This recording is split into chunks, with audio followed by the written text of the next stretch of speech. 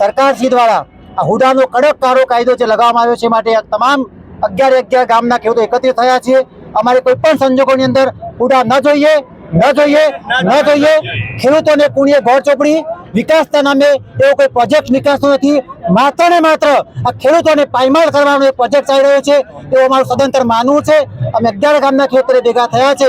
જો સરકાર આ હુડા વિરોધની અંદર કોઈ પગલાં નહીં ભરે, હુડા રદ નહીં કરે તો આ 11 ગામ સિવાય આખો તાલુકો, આખો સાબરકાંઠા જિલ્લો અને અમારી સંકલન સમિતિઓ કહેશે, રજૂઆત કરશે, પરમિશન આપશે તો આખા ગુજરાતની અંદર આ ખેડૂત વિરોધી જે પાયમાલ કરવાનો પ્રોજેક્ટ ચાલુ છે એની વિરોધની અંદર આખા ગુજરાતના ખેડૂતો એકત્રિત કરીશું। પણ સરકાર સામે અમે ઝૂકવાના નથી, ઝૂકીશું પણ નહીં। અમારો એક જ ઉદ્દેશ છે, એક જ ધ્યેય, ઊંઘવાના નથી જ્યાં સુધી હુડા નહીં હટે ત્યાં સુધી શહીદ થઈ જશું।